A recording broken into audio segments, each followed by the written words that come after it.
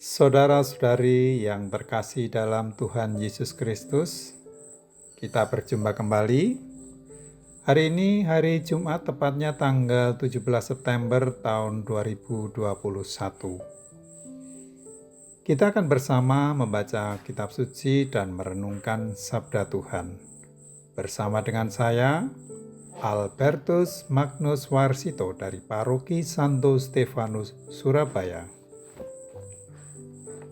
Marilah kita berdoa. Dalam nama Bapa dan Putra dan Roh Kudus. Amin. Ya Allah, Bapa di dalam surga, kami panjatkan puji syukur kehadirat-Mu atas kasih, kemurahan, pertolongan, bahkan pemeliharaanmu dalam kehidupan kami sepanjang hari ini. Kami akan mendengarkan sabda-Mu. Terangilah akal budi kami dengan kuasa Roh Kudus-Mu, agar kami dimampukan untuk melaksanakan sabda Tuhan dalam kehidupan kami sehari-hari. Demi Kristus Tuhan dan pengantara kami, kini dan sepanjang masa. Amin. Tuhan beserta kita sekarang dan selama-lamanya. Inilah Injil Yesus Kristus menurut Lukas. Dimuliakanlah Tuhan.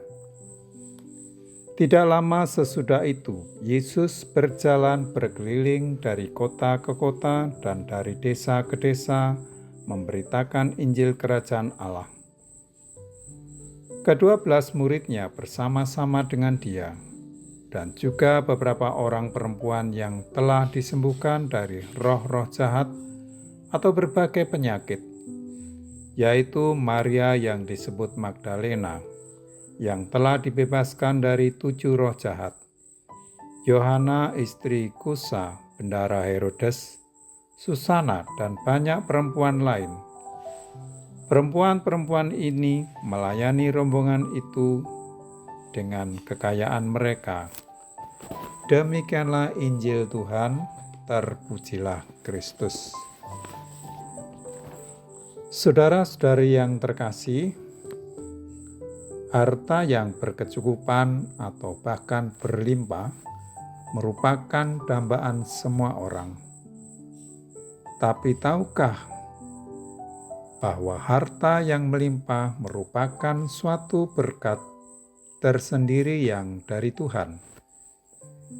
Tidak semua orang diberkati dengan kekayaan yang melimpah. Namun jangan sampai harta yang melimpah membuat seseorang menjadi sombong. Sebab semuanya itu bukanlah milik kita, tetapi hanyalah titipan Tuhan yang dipercayakan kepada kita. Apa yang kita lakukan seandainya kita diberkati dengan kekayaan yang melimpah dari Tuhan? Karena dengan kekayaan tersebut akan menentukan gaya atau pola hidup kita di kemudian hari. Karena itu, kita harus bijak dalam mengatur kekayaan yang kita miliki. Di dalam dunia ini, jika kita menginvestasikan uang kita pada instrumen keuangan yang tepat,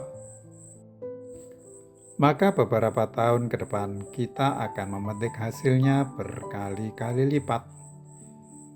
Demikian juga dalam dunia rohani, jika kita menginvestasikannya untuk mendukung pekerjaan Tuhan, maka suatu saat kita akan memetik hasil yang berlimpah dan terbaik.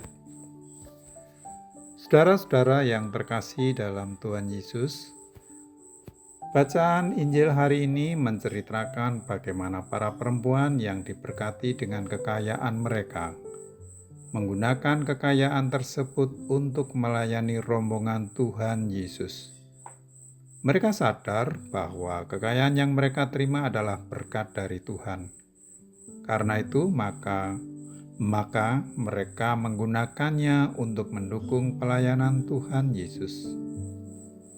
Kekayaan yang dianugerahkan Tuhan kepada kita tidak hanya berwujud harta dan uang, namun Tuhan juga memberi kita pengetahuan, keterampilan, dan talenta lainnya.